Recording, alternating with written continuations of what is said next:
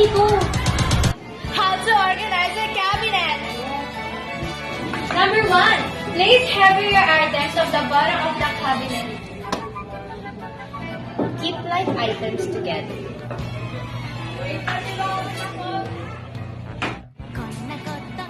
Maximize the capacity of your cabinet. Use strong storage organizers. Maximize vertical space. Use containers to organize your things. Implement cabinet dividers.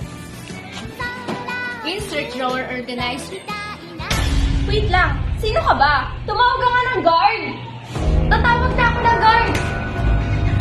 Teka, ano bang ginagawa natin dito?